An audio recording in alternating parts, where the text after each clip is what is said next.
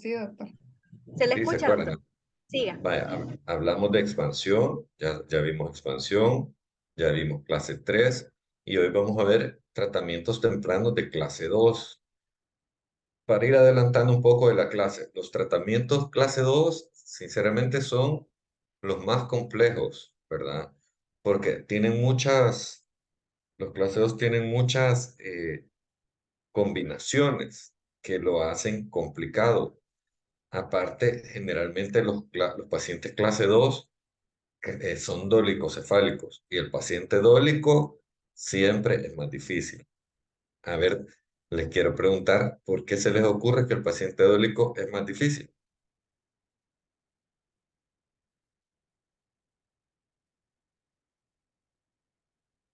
A ver, tírenme algo. Bueno, yo se lo voy a decir. El paciente clase 2 dólico es más difícil porque tiene el crecimiento vertical aumentado. Entonces, se recuerdan que estuvimos hablando cuando hablamos de expansión y todo eso, que cuando se aumenta el crecimiento vertical, la mandíbula se va para atrás. Entonces, cuando hay pacientes clase 3, que generalmente son horizontales, pero también verticales, pero a eso ayuda en este tipo de pacientes que la mandíbula rote un poco para atrás, porque eso hace que el mentón retroceda. Pero en los pacientes clase 2 no, en los pacientes clase 2 lo empeora. Entonces, ahí hay que tener muchísimo, muchísimo cuidado y precaución. Entonces, lo que vamos a hablar hoy es un poco de resumen de cómo son los pacientes clase 2.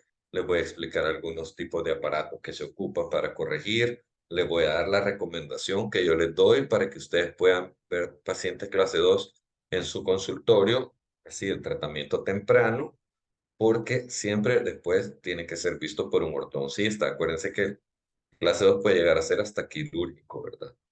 Y todo eso pues lo vamos a revisar. Bueno, hoy sí ya. Comencemos. Antes que nada, buenas tardes, espero que estén bien. Nuevamente estoy feliz de poder em, estar platicando con ustedes de lo que más me gusta, ¿verdad? Y especialmente pues poder transmitir mi experiencia. Entonces vamos a comenzar hablando de las características generales de un paciente clase 2.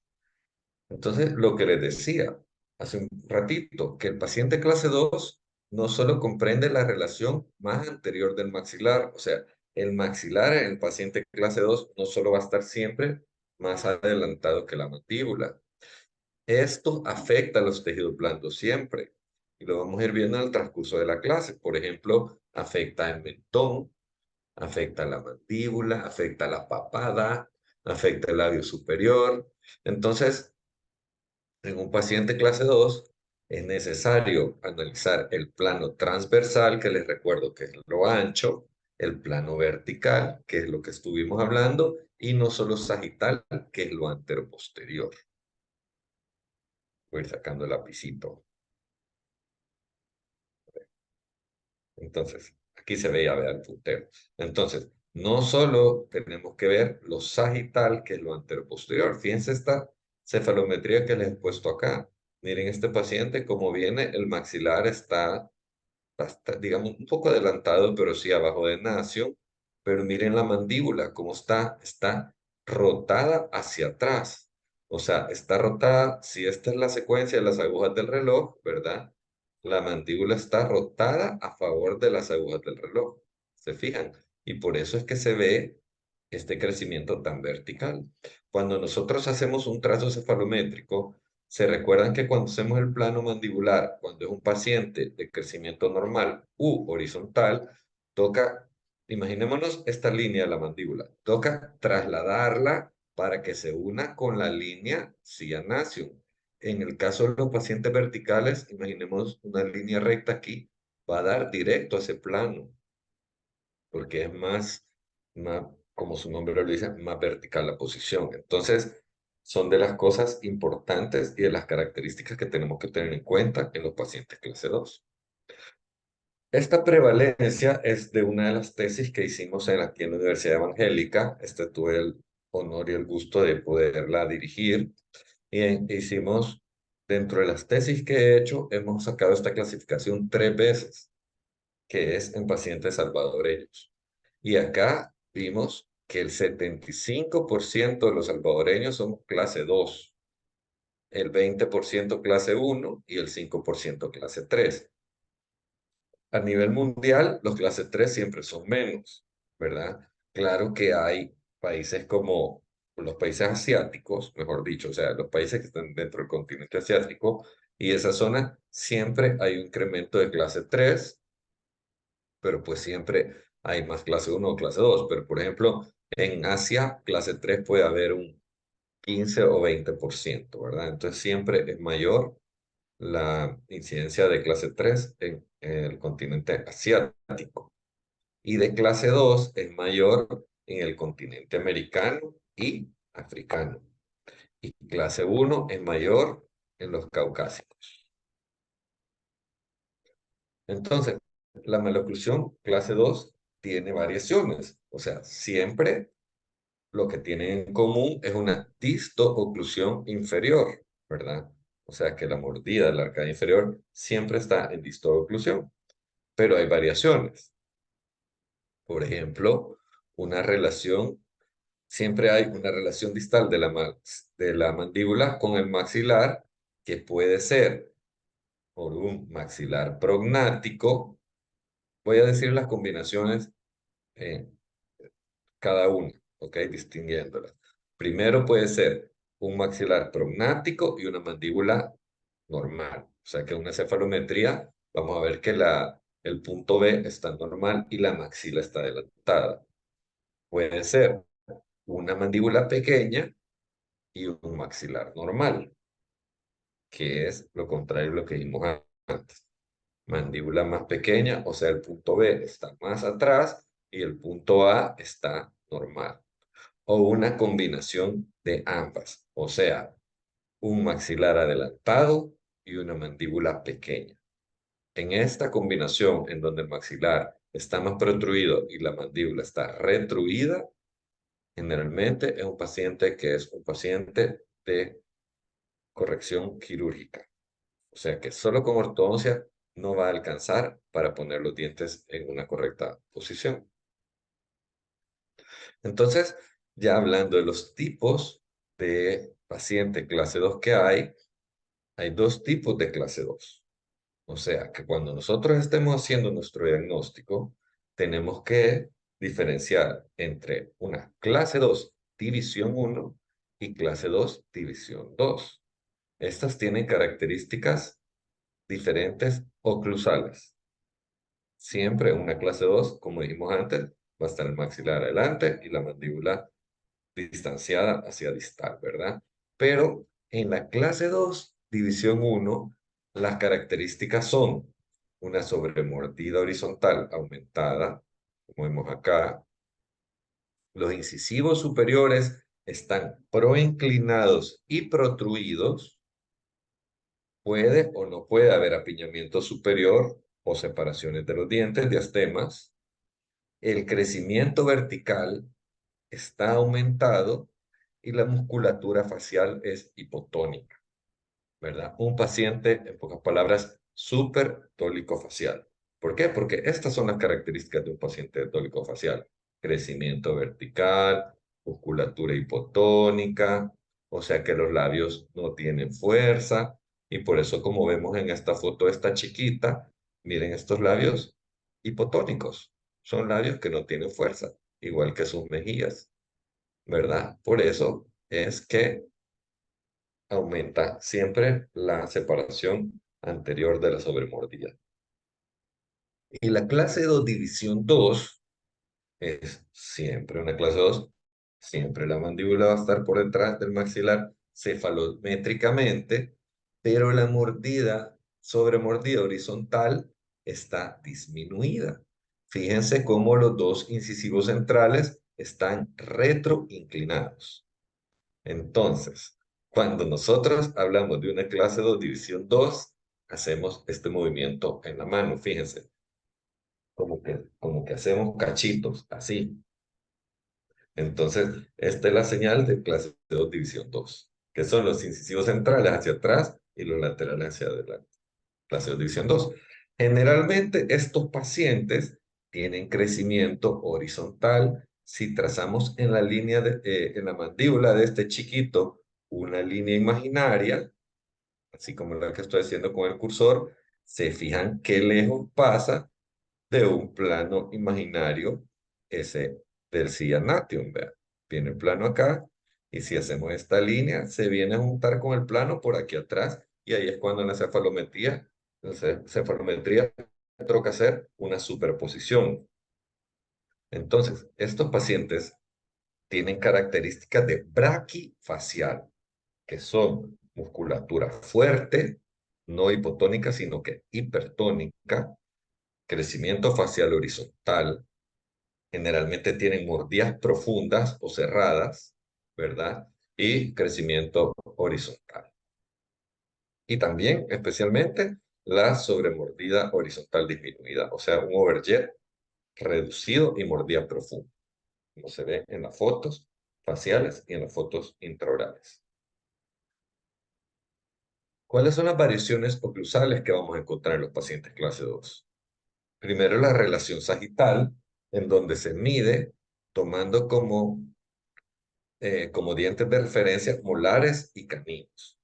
En dentición temporal o mixta, se toma más en cuenta los caninos. Permítanme un segundito. Se lo voy a pedir.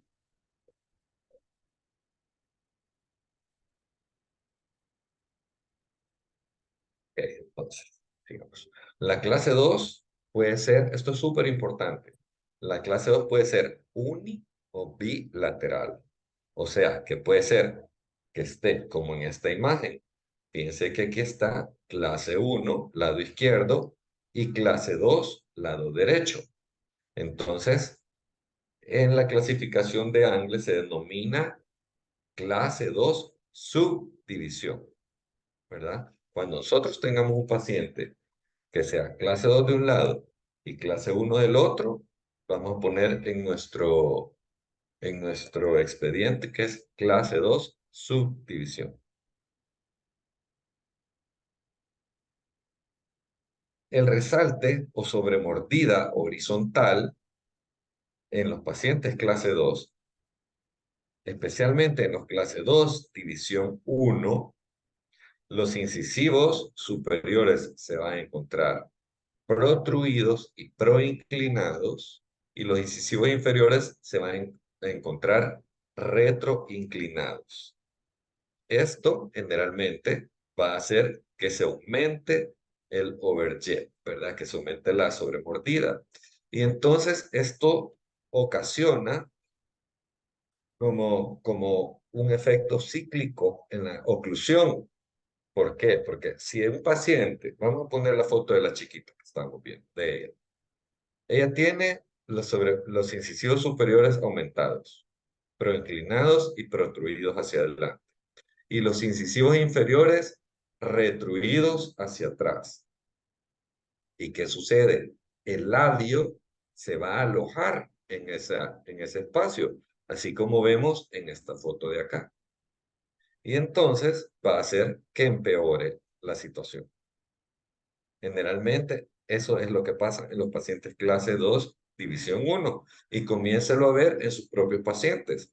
En los pacientes que lleguen a su clínica, que tengan los incisivos superiores proinclinados y los inferiores retroinclinados, uno tiene que estar analizando al paciente desde que entra.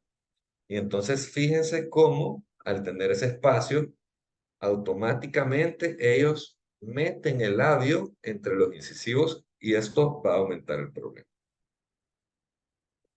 La relación vertical o sobremordida vertical puede ser en el paciente mordida profunda directamente al paladar o mordida cerrada, que en este caso cuando nosotros llenamos nuestro expediente, ponemos mordida cerrada al paladar 100%, ¿ok? 100% quiere decir que está cubierta por los incisivos superiores 100%. Y cuando la sobremordida vertical o overbite comience a mostrar los incisivos inferiores, ese es el porcentaje que se coloca en la ficha.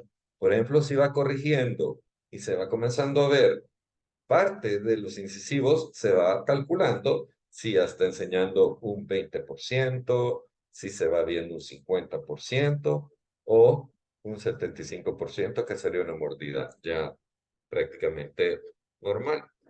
O pueden ser pacientes, como esta foto que estamos viendo acá, como estas imágenes, en donde sea una maloclusión clase 2 o mordida abierta.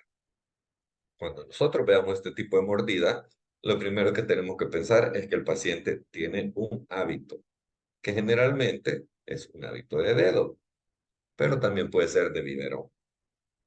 Hablando un poquito de eso, recuerden que cuando un paciente tiene un hábito, se rompe el equilibrio neuromuscular. Esto estuvimos hablando la clase pasada, se lo voy a refrescar un poco. El equilibrio neuromuscular es el equilibrio que nos da la lengua cuando compensa la fuerza de los buccinadores en sentido transversal. Y en sentido anteroposterior es la lengua compensando los labios, ¿verdad? Entonces, cuando un niño, o digamos el de esta foto, que tiene hábito de dedo, hace la succión digital, entonces tiene que bajar la lengua y se activan los buccinadores y por eso es que se hacen triangulares las arcadas y por eso es que se cruzan las mordidas, como vemos acá, y obviamente pues se abre la mordida anterior, ¿verdad? Siempre vamos a estar refrescando todo esto. Entonces, la discrepancia ociodental en los pacientes clase 2. Estas maloclusiones pueden formar o apiñamiento severo, como el que estamos viendo en esta imagen, o diastemas. Cualquiera de las dos va a generar una discrepancia ociodental que complica las relaciones oclusales aún más. ¿Por qué? Porque imagínense este paciente, no solo tiene este lindo overjet súper aumentado, sino que aparte tiene este gran apiñamiento que vemos aquí, arriba y también abajo.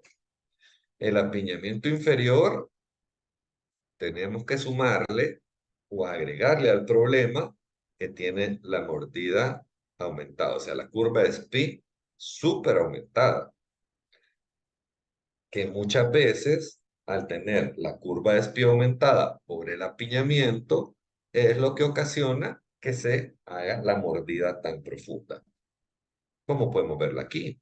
Aquí nosotros todavía podríamos contar con porcentaje de diente visto. Se toma en cuenta en la parte que está más complicada, que sería acá, ¿verdad? Aquí estamos viendo que hay, digamos, un 25% de exposición de mordida profunda.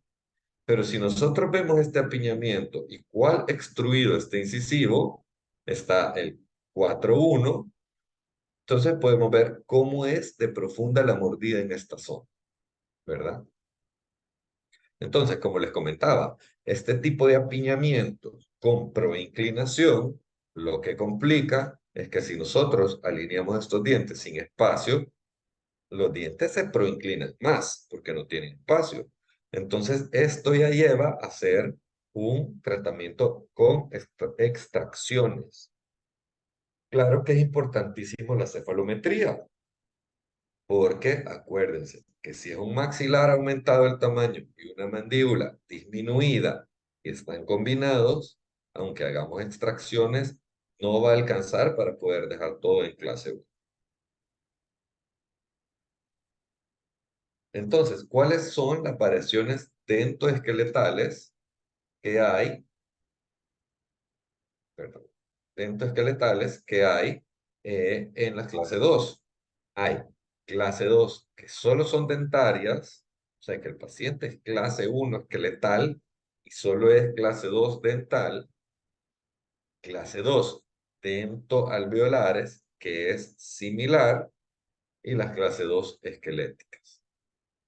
Las dentoalveolares es cuando tiene un componente alveolar que lo hace clase 2, pero que puede ser corregido, ¿verdad? Por medio de extracciones generalmente.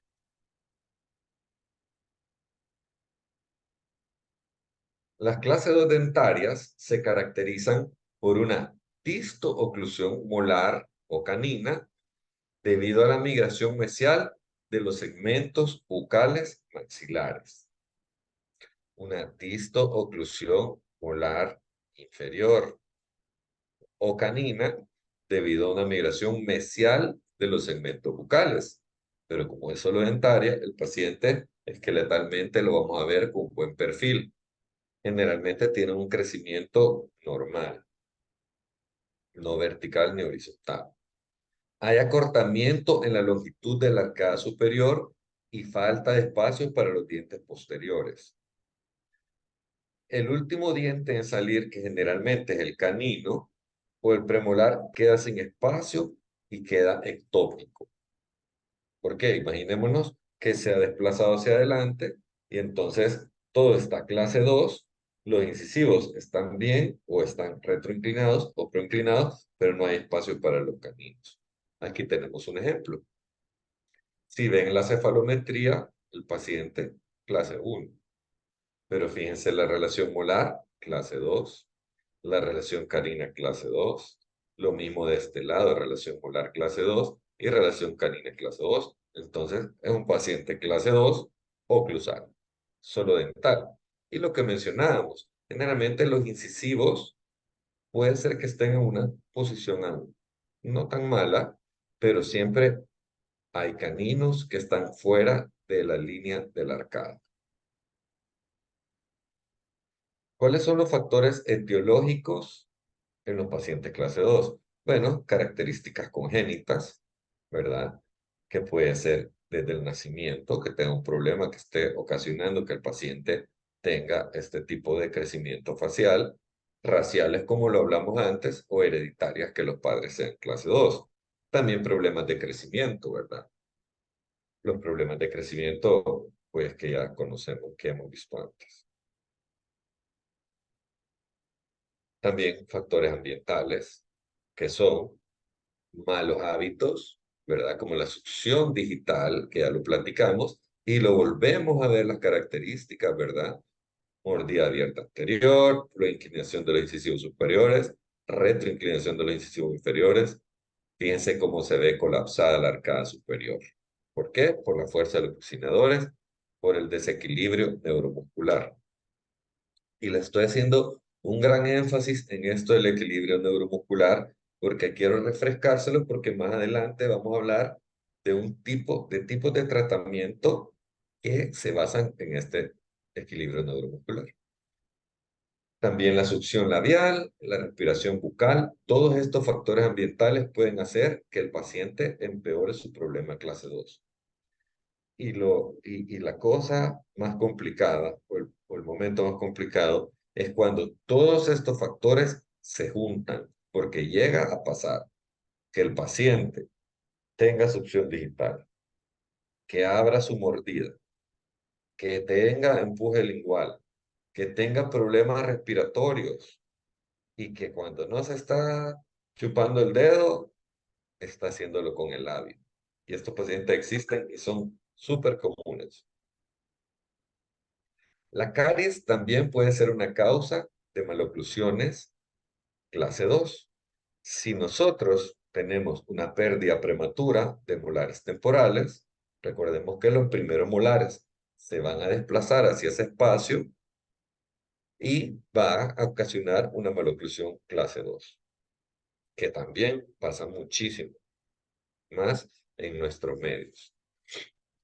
¿Y cuáles son las características faciales de un paciente clase 2? Aquí estamos viendo un paciente clase 2 bien dólico, ¿verdad? Las características faciales va a ser una retroposición del mentón. Vamos a ver un espacio mandibular acá corto. ¿Por qué? Porque esta mandíbula está retro, retraída y está girada a favor de las manecillas del reloj. Entonces este mentón va para atrás y hace que el paciente sea más vertical y esto acorta la distancia mento-cervical, ¿verdad?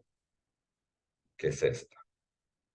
También podemos ver labios hipotónicos, mentón hipertónico. ¿Por qué se ve este mentón hipertónico? Porque hay incompatibilidad labial, que es otra característica facial. Como veíamos la chiquita anteriormente, que también tenía incompatibilidad labial, y esto es porque los labios están flácidos, la sobremordida está aumentada, y esta hiperactividad del mentón que vemos acá es porque el paciente tiene problemas para topar sus labios. Entonces se activan todos estos músculos del mentón y por eso se ve así. Obviamente, si nosotros trazamos también los tercios faciales, vamos a ver que el tercio inferior va a estar aumentado. El tercio inferior que se mide desde subnasal hasta el mentón. Va a estar aumentado con los tercios superiores, ¿verdad? Entonces, ¿cuáles son los tipos craneales? Están los tipos craneales dólicos, que hablamos de eso, son los pacientes que tienen, esta es una paciente dólico.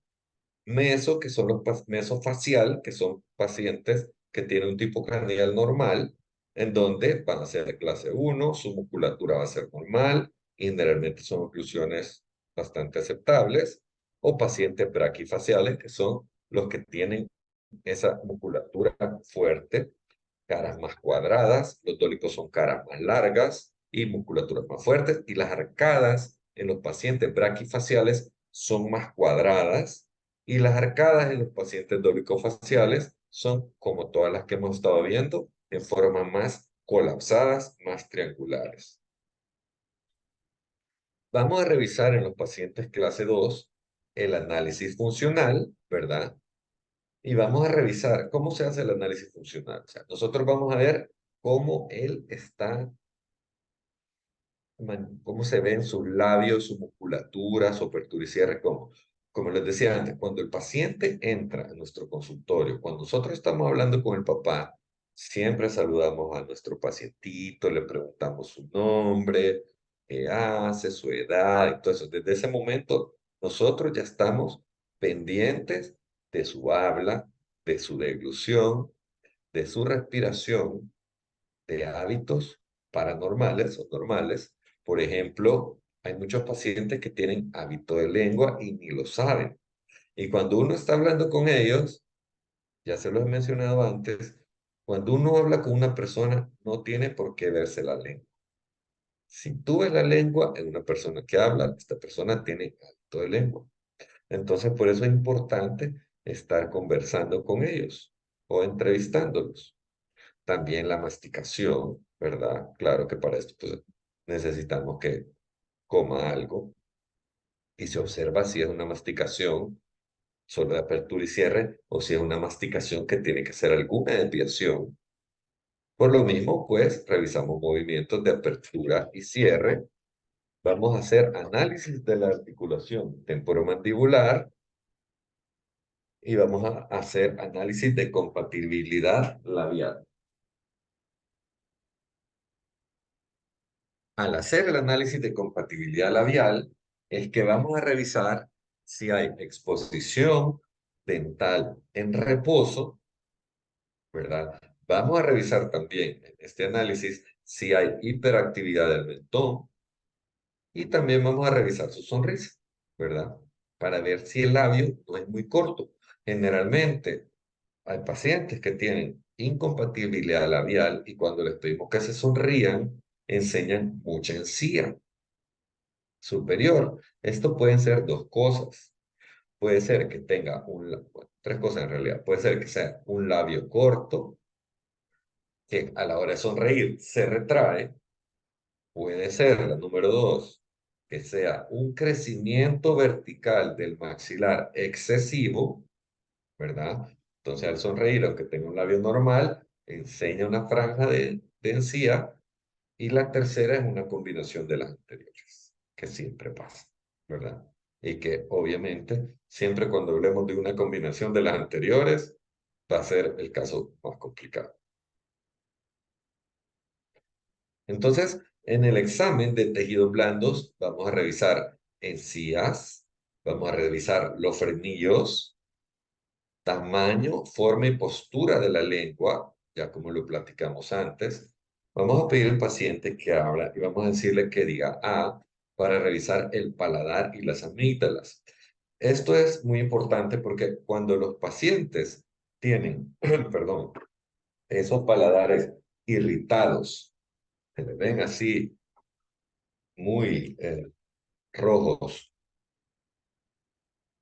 perdón, muy eritematosos, y vemos las amígdalas inflamadas y las adenoides inflamadas, esto hace que los pacientes proyecten la lengua hacia afuera, porque el tamaño de las amígdalas y las adenoides es tan grande que no caben, entonces ellos ocupan espacio de la lengua y hacen que la lengua se proyecte hacia afuera. Entonces es muy importante también revisar esto.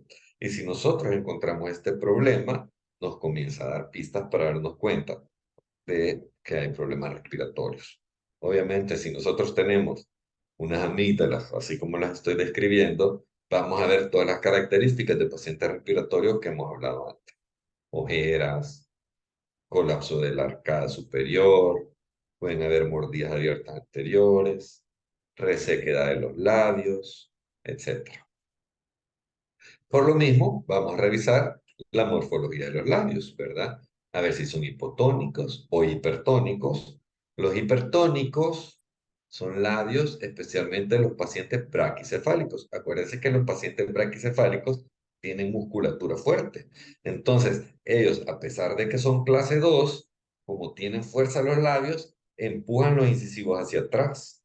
Y por eso es que tienen ese tipo de mordida con los incisivos retroinclinados. O vamos a revisar que si los labios también son labios que no tengan mucha función o que sean cortos. Y aquí podemos ver ejemplos. Por ejemplo, este es un labio corto, el que ven en la figura A. Este de acá puede ser que sean unos labios normales, pero como está con un overjet aumentado, se observa esta curvatura que vemos en el labio inferior. Acá podemos ver una hiperactividad del mentón a la hora de cerrar los labios, siempre con su sobremordida aumentada. Aquí podemos ver cómo hay hábito de labio y fíjense cómo se ve empeorado la posición del incisivo superior. Y si se fijan, el incisivo inferior también está un poco retroinclinado. Y también tenemos este tipo de paciente que si se fijan tienen un mentón fuerte, generalmente son los pacientes braqui. Entonces el paciente braqui, si tiene puede tener incisivos hacia afuera también, inclinados, y se ve justo este tipo de perfil, pero generalmente retroinclinan los incisivos, como lo comentaba.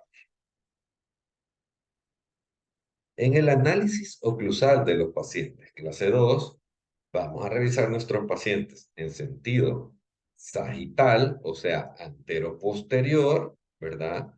Que vamos a revisar la relación.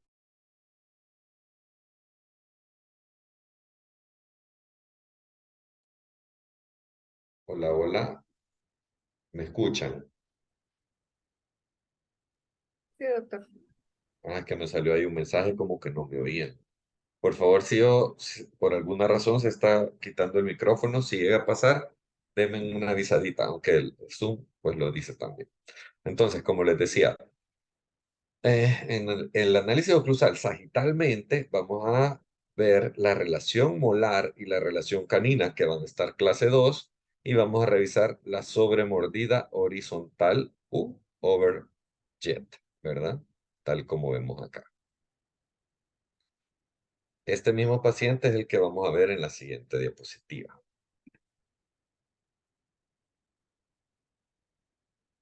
Que no pasa, ahí está.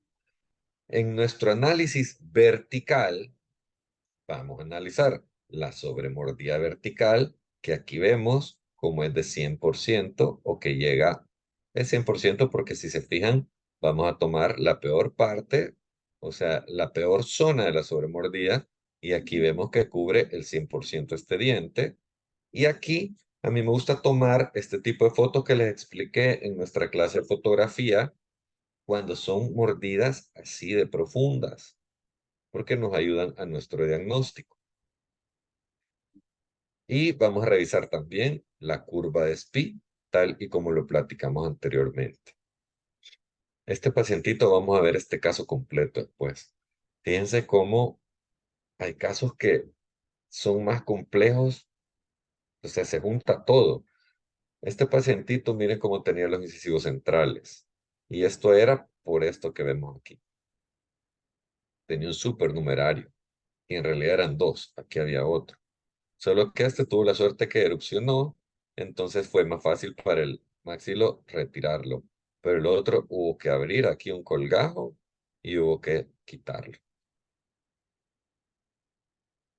También, oclusalmente, vamos a revisar nuestra oclusión en el sentido transversal. Como siempre les repito, transversal es a lo ancho. Y vamos a ver si hay mordidas cruzadas, mordidas telescópicas, vamos a ver cómo están las líneas medias y vamos a ver si hay asimetrías en oclusión o faciales. Yo quiero preguntarles para que me despabilen un poco, ¿qué características observan en esta fotografía? Ahí arriba está la respuesta. Escojan cualquiera de esas que dicen ahí.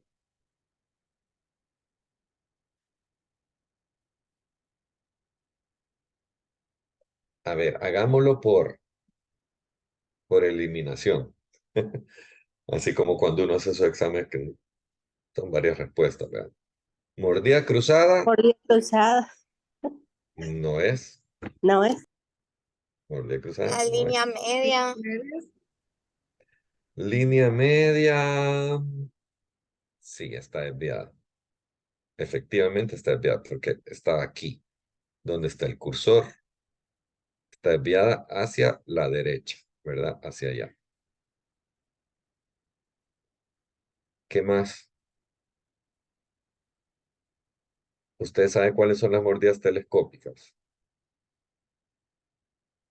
No, Ah, aquí tengo una mordida telescópica, por eso puse esta diapositiva. Esta que vemos acá es una mordida telescópica.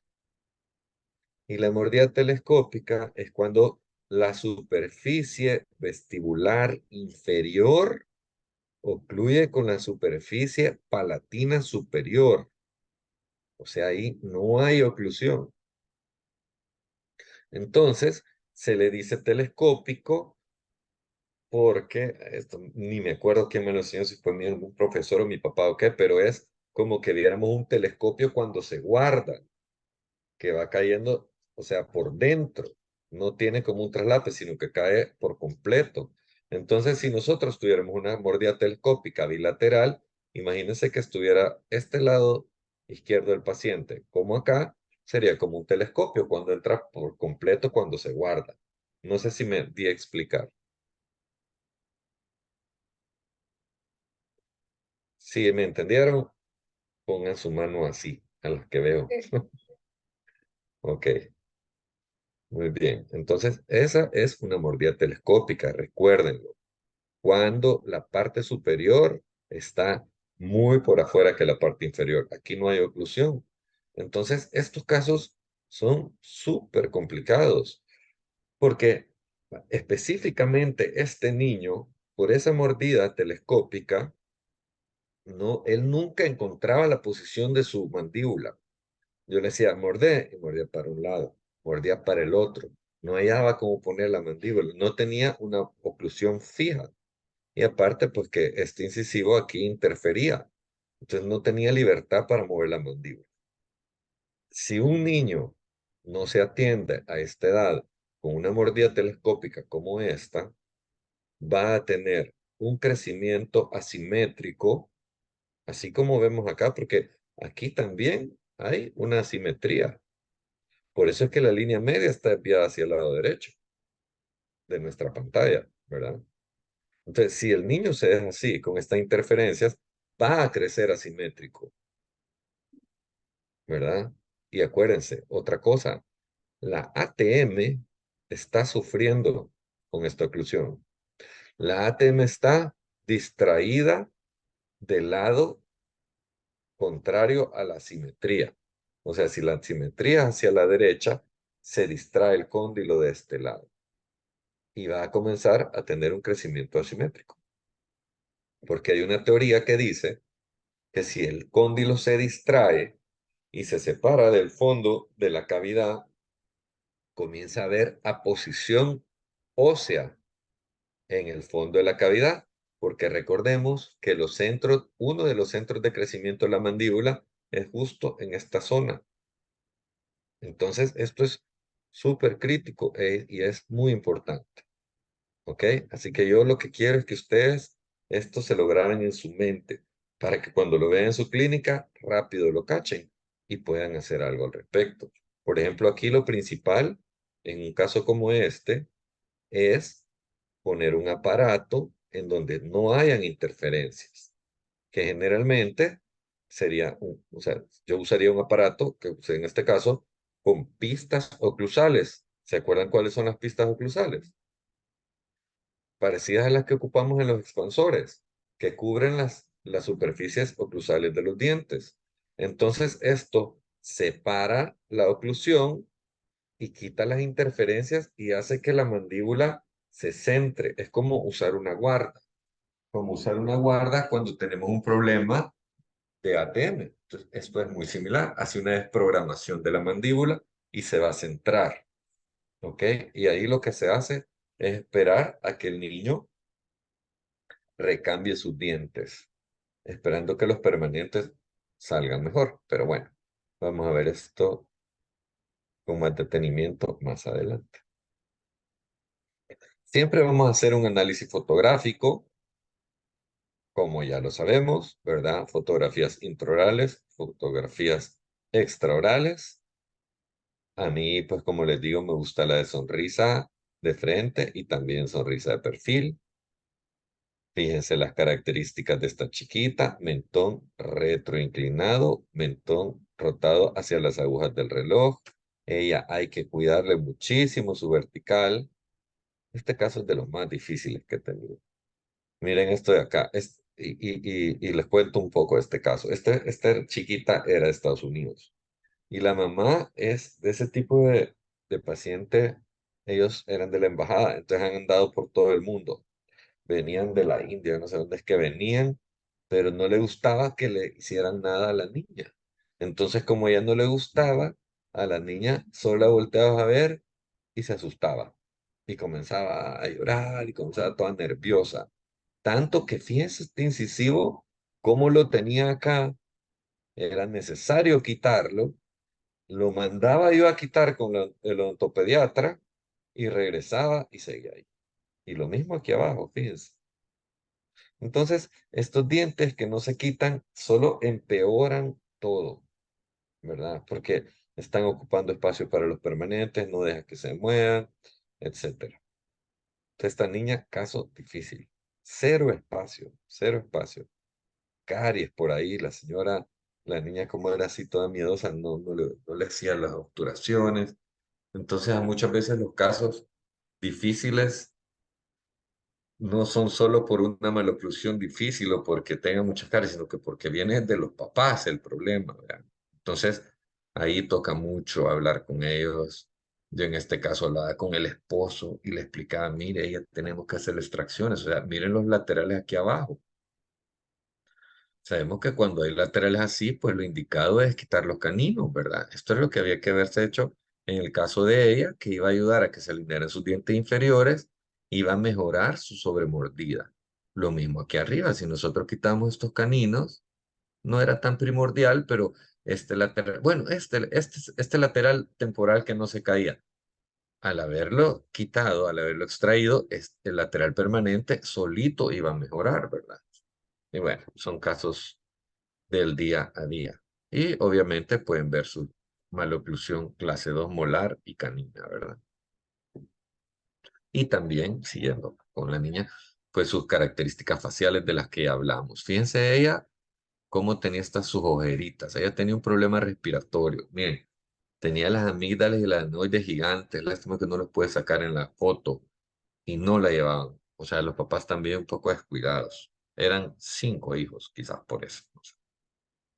Pero bueno, igualmente, en los pacientes clase 2 vamos a tener un análisis radiográfico, ¿verdad? Que van a ser radiografías periapicales, panorámica y obviamente cefalométrica, que quizás aparece más adelante porque no la tengo acá.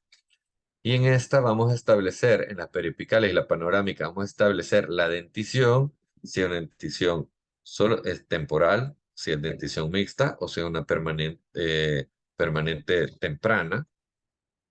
Vamos a ver esto, ausencia o presencia de los dientes permanentes. Vamos a evaluar tamaño, forma, condición y estado de desarrollo. Siempre es crítico ver los caninos. Acuérdense, ya se lo he dicho antes, pero tienen que tenerlo en el fondo de su ser y de su subconsciente. Cuando vean una panorámica en niños en dentición mixta, siempre revisar caninos permanentes en proceso de erupción porque son traicioneros y a veces ellos solitos agarran em, una línea no indicada pues, de erupción en donde se retiene. Vamos a ver presencia de dientes supernumerarios o retenidos en estas radiografías. Obviamente nosotros llegamos a detectar un diente supernumerario o retenido en una radiografía. Lo primerito que se va a indicar es una radiografía 3D para que la pueda analizar junto con el maxilofacial y evaluar si es urgente el retiro de ese supernumerario o dientes retenidos. Vaya, si es un supernumerario, evaluar si es inminente el retiro en ese momento o si puede esperar a que el niño crezca un poco. Eso lo vamos a ver por medio de una 3D. O si son dientes retenidos, si ya se puede ir a retraer ese diente que está retenido, ¿verdad? Ya obviamente hablando con el ortodoncista.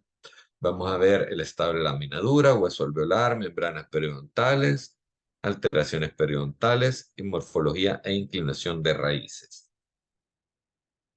Vamos a valorar problemas endodónticos, cualquiera dientes permanentes o temporales, afecciones patológicas como caries, infecciones periapicales, fracturas o quistes.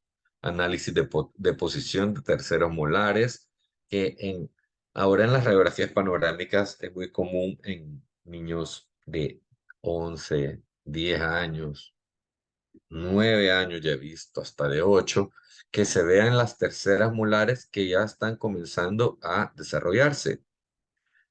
El problema con las terceras molares que comienzan a desarrollarse a edades tempranas, y especialmente en los clase 2, es que como los pacientes clase 2 tienen un largo de la mandíbula disminuido, o sea, la mandíbula anteroposteriormente es más corta, y cuando comienzan a desarrollarse esas terceras molares muy prematuramente, que comienzan a formarse, ellas causan como una presión hidráulica, algo así, una presión sobre las segundas molares que hacen que las segundas molares se mesoinclinen y se puedan retener. Entonces, lo que sucede es que tenemos la primera molar aquí, la segunda molar que se está desarrollando y la tercera molar que comienza a aparecer, y la tercera molar hace que la segunda molar como que se clave, ¿verdad? En la 6 y la 8 comienza a desarrollarse. Por eso es que a veces en pacientes adultos se ve que tienen, estoy seguro que ya lo han visto porque es bien común, tiene la primera molar y de ahí tiene la segunda molar inclinada y la tercera molar encima, que son casos que nadie quiere, ¿verdad? Difíciles, pero así inician y son especialmente más en pacientes clase 2.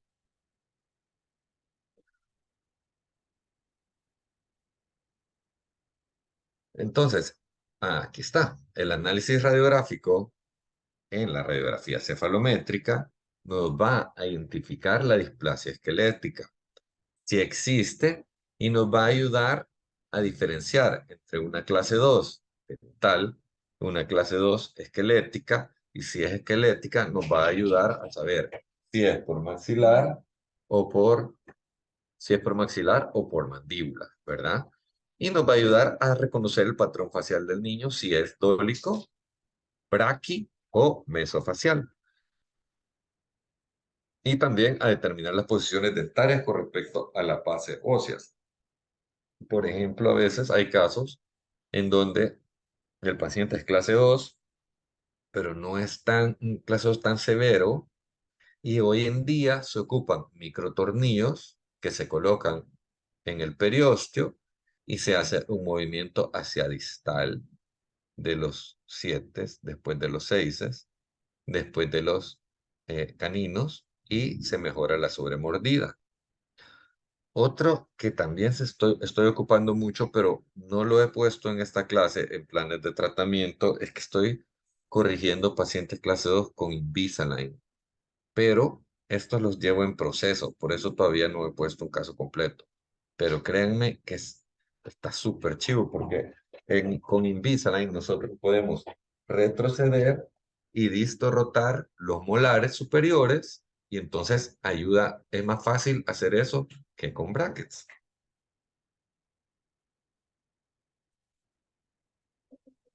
Gracias. Ok, gracias. Perdón, es que ya se van todos, ya saben que esta hora es que sale. Bueno, sigamos. Entonces, la cefalométrica nos va a ayudar a determinar la posición dentaria con respecto a la base ósea de los maxilares. Entonces, identifica la displasia esquelética, ¿verdad? Como vemos acá. ¿Cómo lo vamos a hacer? Con el trazo silla nación y nación punto A, vamos a saber si el maxilar está más por delante, más por detrás, o si está en una angulación adecuada, o con el ángulo SNB a la mandíbula, vamos a saber si el problema está en la mandíbula, ¿verdad? Y así vamos a identificar. Y obviamente también el ángulo ANB. El ángulo ANB que va desde el punto A del maxilar a nasion y después al punto B. En un paciente clase 2, el ángulo ANB va a ser mayor de 4 grados en adelante. Como lo vemos aquí, fíjense el punto A, el punto B, en una vertical, están bastante adecuados. Este es un paciente clase 2, solo dental, ¿verdad? Tiene su molar mesio, una posición más mesial y su incisivo superior, pero inclinado.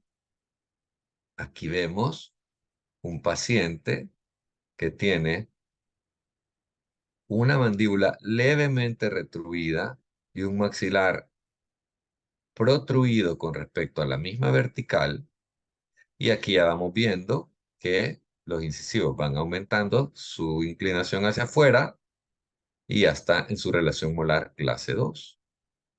Y este de acá, vemos la vertical en donde este paciente tiene el maxilar en una, estas son como las combinaciones, ¿verdad? Tiene el maxilar en una posición adecuada con la vertical que viene desde arriba y la mandíbula está más posterior, ¿verdad? Esta sería la combinación de ambas. Que esta hay una retroposición mandibular y una protrusión maxilar. Pero aquí yo diría que todavía falta uno, que es que la protrusión maxilar sea mayor que esto y la retrusión mandibular sea así como la vemos aquí. Viniendo desde una vertical, esta vertical viene de nacio. Entonces, necesitamos reconocer el patrón facial de crecimiento vertical en el niño. Recordemos que la medida de cianacio y del plano mandibular tiene que ser de 32 grados para que sea normal. Si tiene más de 32, quiere decir que este ángulo va a estar abierto, o sea que esta mandíbula va a estar más con un crecimiento más vertical, que este plano se va a unir más fácilmente con el plano superior, como lo vemos aquí, como vemos aquí, como lo muestra el puntero, ¿verdad? En un paciente más vertical.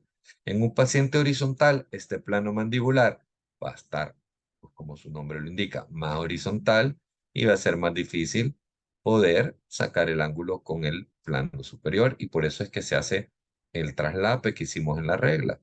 Acuérdense que la regla tiene varias líneas, se coloca acá y se busca la que coincida con el plano superior y ahí se saca la angulación.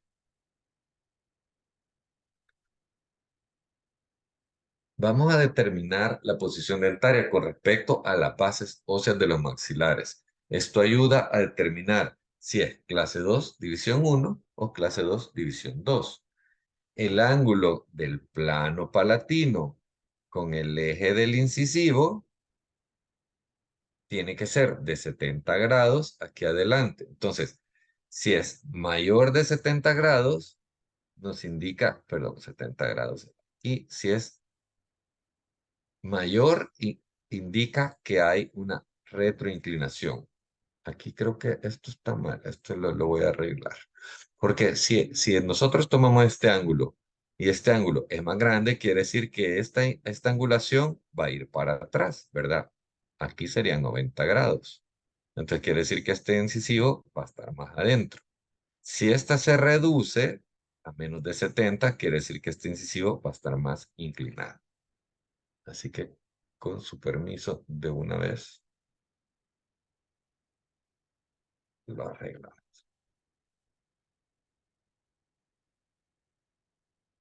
Ok, ahora sí. Entonces, ahora sí coincide. Si este ángulo está más cerrado, este incisivo está proinclinado. Si este ángulo está más abierto, quiere decir que este incisivo está retroinclinado. Siempre, siempre que hagamos una cefalométrica, veamos las características sin necesidad de hacer los trazos. Miren este mentón, miren la distancia de la que les hablaba acá, cómo se reduce. Y esto causa papada. Cuando los pacientes son muy verticales, como hay una autorrotación de la mandíbula hacia atrás, hace que el mentón se proyecte menos y que se vea una línea de papada más aumentada. ¿Ve? Podemos ver también cómo se observa el surco mentolabial, como muy insinuado, ¿verdad? Muy pronunciado acá. Podemos ver como el labio inferior se observa, digámoslo, como enrollado detrás del incisivo superior. Aquí hay una incompatibilidad labial que se nota. Fíjense el labio superior, cómo se observa hipotónico, ¿verdad? Paciente definitivamente súper clase 2. Entonces, ¿cuáles son las terapias tempranas que podemos hacer nosotros en nuestros pacientes? ¿Qué pueden hacer ustedes en su clínica por su paciente después de este diploma? Bueno, primero, si nosotros vemos un paciente que tenga un hábito, lo primerito es controlar el hábito, porque uno puede arreglar los dientes, pero si el paciente sigue con el hábito, va a volver a mover los dientes a la malposición. Entonces lo primero es controlar los hábitos con un rompehábito, que puede ser removible o puede ser fijo. Estos los vamos a hacer en uno de los laboratorios que pues vamos a ver a continuación, los que vienen por venir, ¿verdad? En dentición temporal podemos iniciar lo más pronto posible. Claro que esto depende de qué tan maduro es el niño. Yo he podido ver niños de 4 años. Creo que es 3 años quizás, o casi 4 años, es el niño más chiquito que he visto. Pero estos niños, y niños también, que también he visto esa edad, ellos desde que nacieron, desde que tenían un año, han visitado al odontólogo, han tenido un muy buen control de higiene de sus dientes, ellos están acostumbrados a entrar sin ningún problema al consultorio dental, entonces eso hace que se pueda poner un rompehábito o un aparato más fácilmente con ellos. Recordemos que en estos niños va a haber que tomarle una impresión. Entonces, para que el niño colabore en la toma de la impresión, hay que explicarle muy bien lo que va a pasar. Como yo les he dicho antes, yo le digo que vamos a ocupar un slime, porque ya plastilina como que sí lo ubican, pero ahora están más acostumbrados a hablar de un slime y les digo que no es un slime como el que tienen en casa, que es un slime especial de dentista y que no lo vayan a hacer en casa. Pero ellos al oír slime como que están más dispuestos, más positivos a hacerse un tratamiento, ¿verdad? Ahora, yo en niños ya no hago impresión, hago un scan. ¿Verdad? Y un scan, por supuesto que es mucho mejor. ¿Por qué? Porque el scan le dice, mira, con esta camarita vamos a hacer una película de tus dientes. Y venís y le escaneas y él va viendo en la pantalla cómo y se va dejando, ve que no le va a molestar y es mucho más fácil hacerlo en un scan. Entonces, lo que hago es que se hace el scan, se imprime el modelo en 3D y sobre esa impresión hacemos el aparato. Ahora vamos a hablar de los aparatos funcionales. Los aparatos funcionales son un tipo de tratamiento que es en base al equilibrio neuromuscular del que estábamos hablando antes. Andreasen, que es un doctor sueco, me parece, en 1935 o noruego, no me acuerdo si era sueco o noruego, porque dice que es sistema noruego, él desarrolló el sistema noruego de nato ortopedia funcional. Resulta que este Andreasen tiene una historia. Él hacía aparatos como los que yo les voy a recomendar ahorita más adelante para que hagan en sus niños, en sus pacientes clase 2. Pero él tenía un aparato, se lo puso a su hijo y entonces él hizo un plano de mordida anterior que lo hizo inclinado. Entonces el niño cuando mordía hacía la mandíbula más para adelante y ocluía con, digamos, con el overjet normal, siendo así como estaba el paciente. Y entonces dice que lo mandó a unas vacaciones. Cuando regresó de las vacaciones, tenía bien su mordida o había mejorado y se dio cuenta que era por eso, porque en el aparato que le había hecho, por error, el niño tenía que hacer la mandíbula más hacia adelante para sentirse más cómodo y esto ayudó a que mejorara su sobremordida. ¿Cómo? Porque al poner la mordida de una manera más adecuada, ya no interfiere el labio, hay una mejor posición o una mejor corrección de los labios, o sea que se elimina la incompetencia y entonces la musculatura de los labios va haciendo su efecto y va mejorando las posiciones de los incisivos. Entonces, estos aparatos trabajan a base de fuerzas musculares que se aprovechan para desarrollar nuevos reflejos en la musculatura y así mover los dientes. Por ejemplo, este es un aparato de Andreas. ¿Ve? Entonces, aquí lo que hace el paciente es que muerde con la mandíbula adelantada y aquí no hay overjet y entonces no hay interferencia de los labios, entre otras cosas, ¿verdad?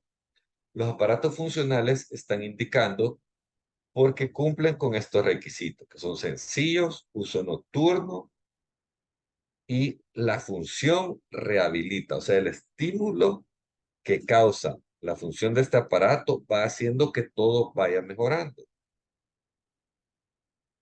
Por ejemplo, fíjense estos aparatos. Estos aparatos, este se llama Bimbler, aparato de Bimbler.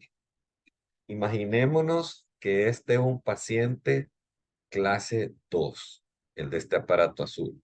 Y este funciona parecido. Este aparato se llama, ya me voy a acordar, por ahí tengo el nombre. Bueno, ya me voy a acordar. Pero hablemos del Bimbler. Este es un paciente, fíjense, imagínenselo, que tiene overjet aumentado, ¿verdad? Tiene retroinclinación de los incisivos. No se ve aquí, porque aquí el aparato se hace en una posición corregida de la mordida. Pero este paciente imaginémonos que tiene las características de la niña que estamos viendo atrás, ¿ok? Tiene proinclinación de los incisivos superiores, retroinclinación de los incisivos inferiores y tiene colapso de la arcada superior. ¿Por qué? Porque los buccinadores han apretado cuando ella hacía su hábito de labio, los buccinadores apretaban y entonces esos colapsaban la arcada superior. Entonces, este aparato lo que hace es que bloquea la fuerza de los buccinadores con estos escudos, aleja el labio inferior para que no, con estos que están aquí en anterior, para que el labio inferior no retroincline los incisivos inferiores. Con este pequeño arco que hace aquí en la parte superior, retroinclina los incisivos superiores que están proinclinados, mejora la inclinación. Y aquí abajo, como estos escudos evitan que el labio entre, entonces la lengua trabaja y proinclina los incisivos inferiores. Entonces, la combinación de retroinclinación que tienen los incisivos superiores con este alambre que retroinclina, con la proinclinación que hace la lengua, porque ya no entra el labio por estos escudos, va haciendo que la misma musculatura, la misma lengua, esté corrigiendo las posiciones de los dientes. Asimismo, como estos escudos bloquean la fuerza de los buccinadores, entonces se activa la fuerza lingual, que era la que estaba bloqueada por la posición, digamos, en este caso, del dedo, si tiene un hábito que hacía que la lengua bajara y que se activaran los buccinadores. Entonces, con este aparato, se le puede poner también una criba a estos, evita que el dedo entre, sube la lengua, expande la arcada y no están los buccinadores para hacer la contrafuerza. Y entonces así es que funcionan los aparatos, valga la redundancia, funcionales. ¿Ok? Y este es otro diseño, pero es similar. Este es un Bionator, es el nombre. Este se llama Bionator. Entonces el Bionator trae estos escudos a los lados de alambre que también pues evitan que los buccinadores se activen. Este arco que vemos aquí arriba, que se llama arco de Cofán, este sirve para que el paciente sostenga este aparato arriba. O sea, mire, este aparato, el Bionator, este que vemos acá, ese se pone en la boca y anda como suelto en la boca. Entonces el paciente tiene que morderlo. Al morderlo, tiene que tirar su mandíbula hacia adelante, ¿verdad? Y entonces eso va haciendo que la posición retromandibular se vaya hacia adelante y la teoría es que activa los centros de crecimiento a nivel de los cóndilos y eso supuestamente hace que crezca la mandíbula. Funcionan bonito cuando el paciente lo ocupa, que ese es el gran problema, que no le gusta ponérselos. Cuando un paciente lo ocupa, funciona súper bien. Pero el problema es ese. Y sí son un poco incómodos porque pues sí, es un gran, digámosle así, bodoque de acrílico, ¿verdad? Que anda el paciente en la boca. Entonces, sí cuesta un poco. Fíjense el diseño de este aparato. No permite que la lengua intervenga. Acá, por eso tiene un arco superior y un arco inferior. Y la lengua está por adentro, ahí está, o sea, si lo viéramos por atrás, es como, digamos, como que fuera qué sé yo, como una cápsula anterior, así donde se aloja la lengua, pues, pero de acrílico, ¿verdad? Pero la base o digamos que la naturaleza de estos aparatos es muy similar. Entonces, los aparatos ortopédicos clase 2 está el Bimbler, que era el azul, el Frankler, el Frankel, que son súper parecidos, cuesta diferenciarlos, el Bionator, que es el que habíamos visto el rojo, el Twin Block. El Twin Block es un aparato que es como que fueran topes de mordida arriba y abajo y tienen una inclinación que cuando ellos contactan, tira la mandíbula, la desplaza hacia adelante. Ya vamos a ver un ejemplo más adelante. Y el activador, que es como, el activador es el aparato que ocupaba Andreasen, que yo les conté, que le puso al hijo, que tenía un plano de mordida inclinado anterior y él hacía su mandíbula adelante. Es el más sencillo y el que yo recomiendo como para comenzar a hacer un trabajo de un paciente clase 2. Entonces, la función principal de estos aparatos es generar una reacción muscular y transmitirla a las arcadas dentarias. Esta reacción muscular puede ser lengua, labios, buccinadores. Esto se obtiene mediante el estiramiento muscular que modifica el sistema neuromuscular y lo ocupamos a nuestro favor. Este se puede ocupar para dormir mínimo 8 horas y lo que se recomienda son 12 horas. Entonces, ahí comienzan todas las, pues sí, los detalles. Obviamente, yo no sé por qué los niños europeos son como más obedientes, ¿verdad? Entonces, estos aparatos en Europa los ocupan muchísimo, en esos países nórdicos, también en Francia. O sea, la línea de este tipo de aparatos es muy, muy, muy europea, muy diferente a la línea americana. Si ven acá, este aparato es el que yo les decía, que es el Twin Block.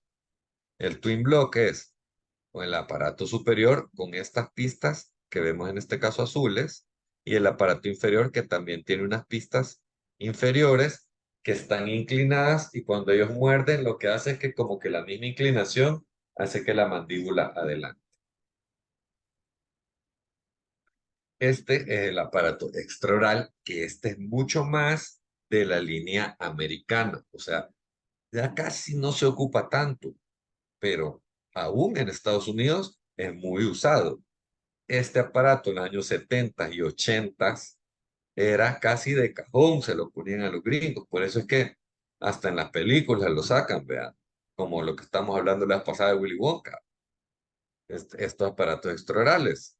¿Y qué hacía el aparato extraoral? El aparato extraoral iba anclado, si se fijan, viene un arco extraoral más grande que está unido a un arco intraoral, está unido aquí en esta zona anterior y tiene un anclaje extraoral que puede ser en el cuello o puede ser en la parte alta de la cabeza como un casquete, que es el que si se ocupa de esto, el que más se recomienda es el casquete, porque con el casquete hacemos una intrusión, o sea, este gancho va a ir inclinado hasta acá arriba y el casquete viene en esta dirección, que es donde cae la fuerza de esta banda que vemos aquí atrás, es elástica.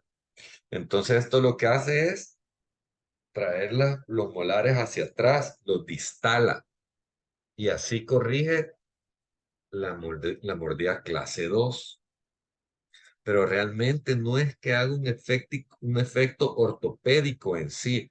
Este arco extraoral es catalogado como un aparato ortopédico, pero en realidad está comprobado que no es que haga un efecto ortopédico en sí, sino que al retraer estas muelas hacia atrás y hacia arriba, hace que lleguen a clase 1 y cuando se intruyen hay una rotación de la mandíbula hacia adelante porque el tope con las molares se hace como que más tardío porque las molares subieron y entonces al hacer más tardío gira más la mandíbula y se proyecta más el mentón. Eso es lo que sucede con este aparato, pero casi no se ocupa porque hubo un incidente en Estados Unidos. Se los voy a contar el chambre. Fíjense que estaba un niño que ocupaba su aparato extraoral y esos niños que quizás se pasan peleando con los hermanos y resulta que se está peleando con la hermana. Dicen que la hermana le agarró el arco extraoral, se lo jaló y después lo soltó y se le clavó en los ojos. Y si no me equivoco, este niño perdió la vista. Entonces, desde que surgió ese caso, se comenzó a dejar de ocupar este aparato. Además, miren, era muy bueno. Este aparato realmente, si se usaba, era excelente.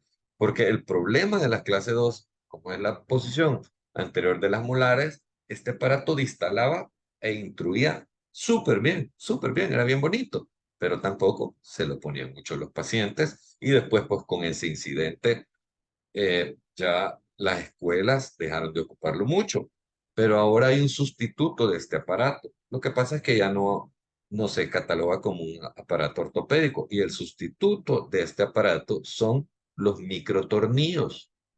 ¿Por qué? Porque los microtornillos se ponen aquí donde tengo el cursor en el periósteo y entonces desde aquí yo puedo anclarme en la muela y la llevo hacia atrás y hacia arriba. Y sustituye que tengamos que poner el armatroste que nadie le gusta, ¿verdad? Por ahí tengo una clase de microtornillos. Lo que pasa es que microtornillos no va tanto con la ontopediatría, pero el día que se la quieran dar, yo con mucho gusto, porque me gusta mucho esa clase. Enseña mucho. O sea, hay que saber de los microtornillos. Entonces, ¿cuál es el tratamiento que yo les recomiendo a ustedes cuando llegue un paciente que tenga un overjet aumentado como estos casos que hemos estado viendo atrás? Yo les recomiendo primero extracciones de caninos temporales superiores e inferiores. Obviamente, especialmente si tenemos apiñamiento. Estas extracciones tienen que hacerse una vez los laterales estén los 4 incisivos. Una vez que los laterales ya por lo menos se vean que ya está la orillita, o sea, el borde incisal afuera. Ahí ya se pueden quitar los caninos temporales. ¿Por qué es esto? Creo que lo hablamos en la clase expansión, pero se lo voy a refrescar. Nosotros no tenemos tanto desarrollo transversal en esta zona, en la zona de los incisivos. Cuando vienen erupcionando los incisivos, ellos forman un poco de desarrollo transversal en esta zona, que casi no tenemos, especialmente en inferior, porque arriba podemos hacer expansión, pero abajo no. Entonces, si nosotros extraemos los caninos antes que salgan los laterales, miren, los laterales van a salir ya de un solo en una buena posición, pero no van a dar ese punto 5 de desarrollo extra que lleva aquí, que siempre es necesario. Entonces, por eso, igual ellos se van a corregir, ya teniendo el espacio de las extracciones, una vez por lo menos aparezcan, ahí se hacen las extracciones. Hay una autocorrección. O sea, nosotros quitamos los caninos temporales superiores. Después de esto, vamos a colocar un aparato tipo Hawley con una pista inclinada anterior que les he hablado antes, y esto va a ayudar a que en la parte superior el arco del jabalí alinee los dientes, ¿verdad? Ya con el espacio de los caninos, los alinee y los retroincline. Y ese pequeño plancito que le vamos a hacer atrás va a hacer que los inferiores, ya con sus extracciones también, vaya estimulando a que ellos vayan mejorando su posición y se vayan proinclinando un poco. Por supuesto, tenemos que tener en cuenta si los incisivos inferiores no están ya súper proinclinados, ¿verdad? Si están muy proinclinados hacia afuera, se pone este mismo aparatito, pero sin la pista anterior. Así ustedes van a ayudar a sus pacientes.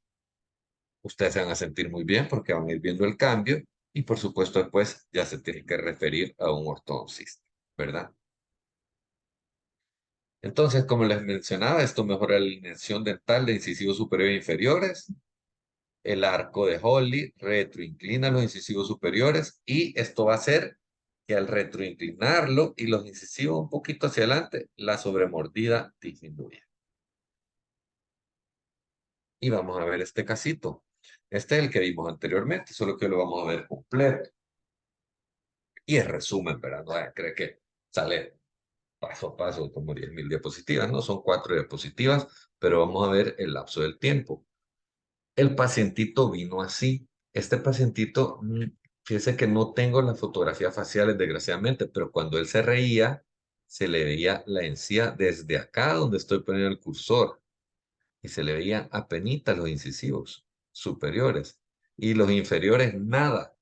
Muchas veces el labio inferior hasta cubría los incisivos inferiores, perdón, cubría los incisivos superiores y él tenía una sonrisa casi 100% gingival.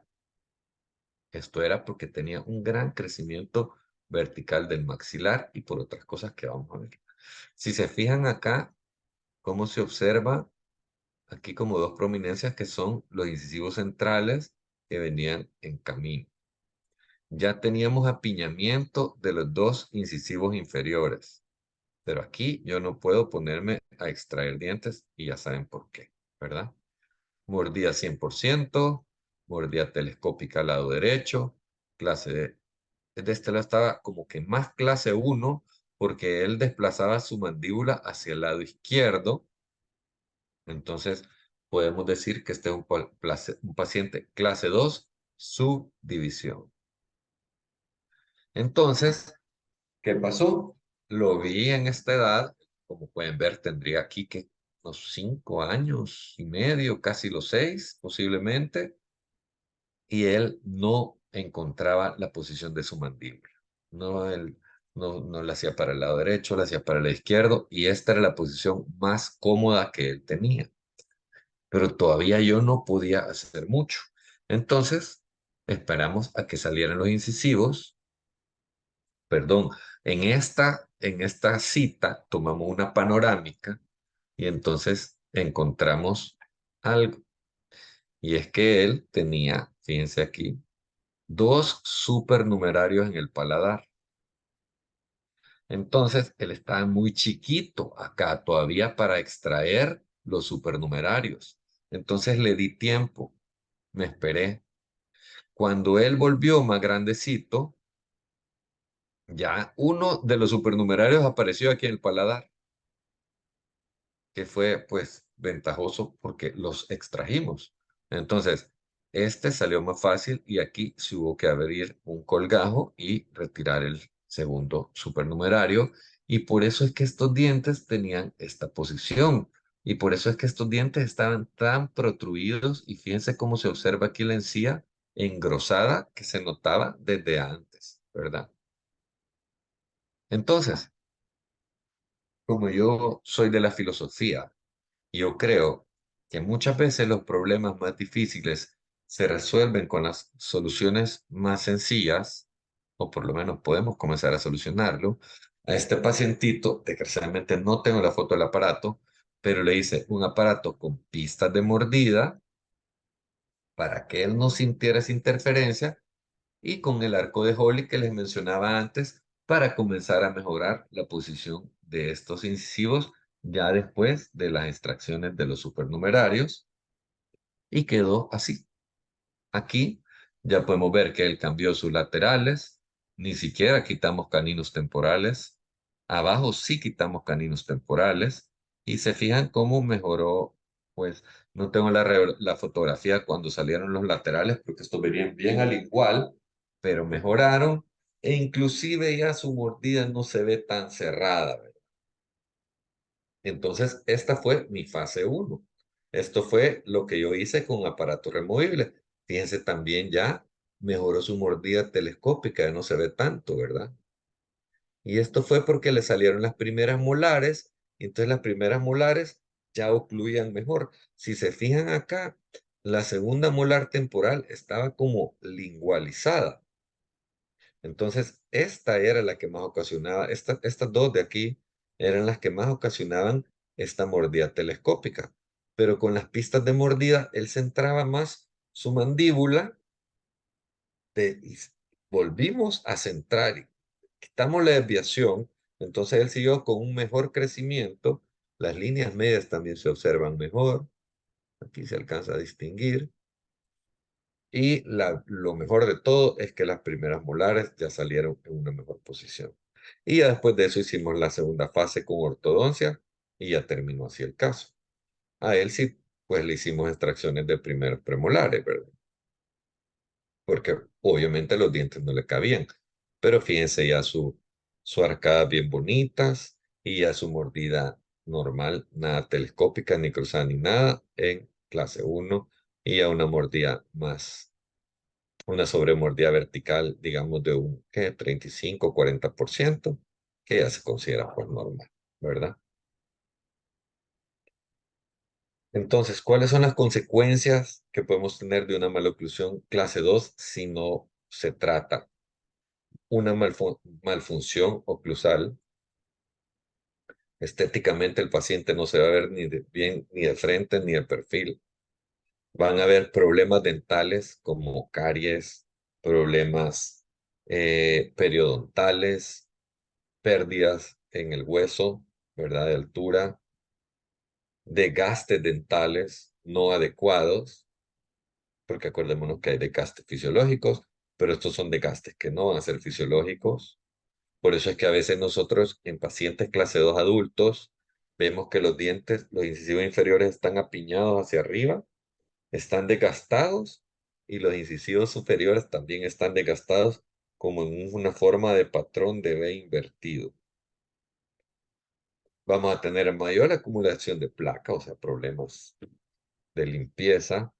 Van a haber problemas de articulación.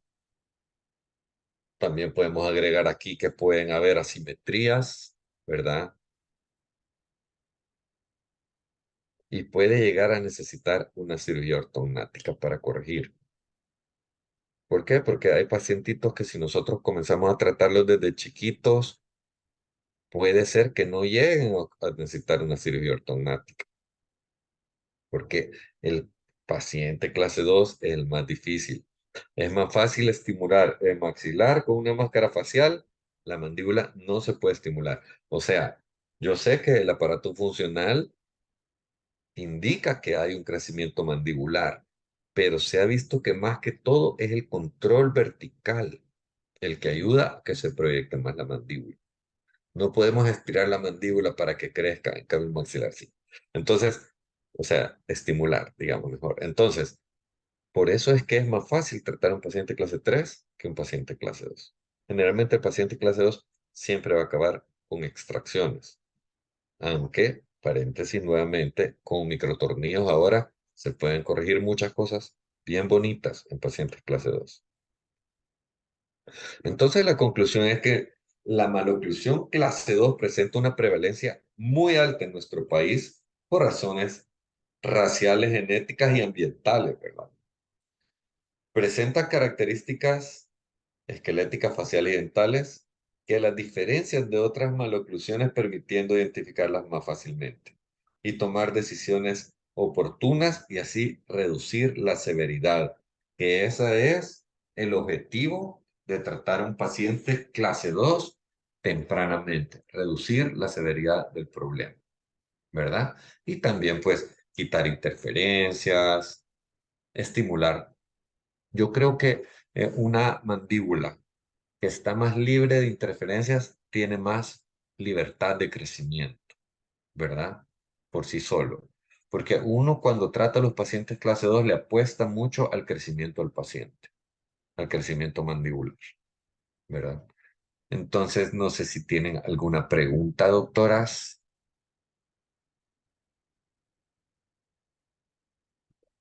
Están despiertas. Porque como ya ni las veo ahí en la cámara, Sí, doctor. no, usted sí la ve, Y doctora, en aquí la seguimos. UN. ¿Ok? ¿Alguna pregunta, alguna consulta? Ah, ya apareció la doctora. Yo creo que estaba haciendo alguna obturación ahí con los audífonos puestos, quizás. No se le escucha, doctora. Está en mute.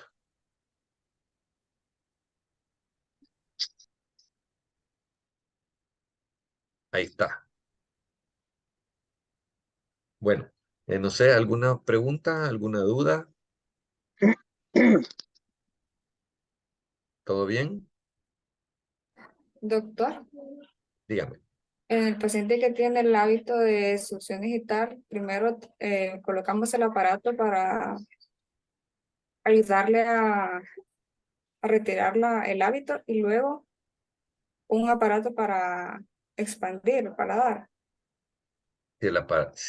Si el paladar está contraído, sí, es buena idea. Mira, hay un aparato removible. La cosa es que lo ocupe, ¿verdad?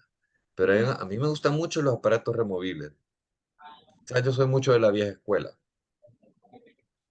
Hay un aparato removible que, fíjate, tiene pistas de mordida, ¿verdad? Para controlar la vertical. Le puedes poner un tornillo para hacer un poco de expansión. Le podrías poner una criba si tiene hábito. Y además le puedes poner un arco bucal para que retroincline. Entonces ese aparato es muy completo, ¿verdad? La cosa es, hay que convencer al paciente que lo ocupe, porque si no, si ocupa ese aparato, se evita primero poner un rompehábito. Después que perdió el hábito, ver si se hace la expansión. Que acordémonos que lo transversal es lo primero que se corrige, ¿verdad? A menos que haya un hábito, obviamente, entonces el hábito se quita primero.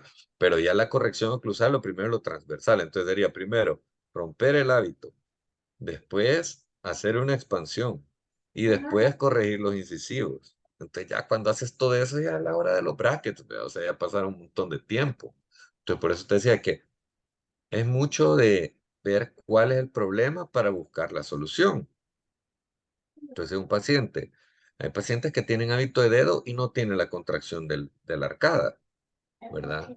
No han llegado a deformar todavía la arcada superior. Entonces, ese simplemente con un rompehábito que puede ser fijo o puede ser removible. Yo prefiero los fijos. Y se le dice al niño que es un recordatorio, ¿verdad? No que es un castigo. Una de nuestras clases es de hábitos. Creo que la que sigue es de malos hábitos. Ahí vamos a ver todo eso. Ok. Gracias, doctor. Bueno, a la orden. ¿Alguien más? Están gratis las respuestas. Bueno, ahorita. ¿No? Ya tienen hambre, ¿verdad? Bueno, mis estimadas doctoras, espero que les haya gustado la clase. Eh, espero verlas pronto también. Se me cuidan mucho y ya saben que cualquier cosa estoy a sus órdenes y a su disposición. Gracias, Gracias, doctor. doctor. Buenas noches. Bueno, se me cuidan mucho. Buenas noches. Gracias. Buenas Buenas noches. noches. Adiós. Buen provecho.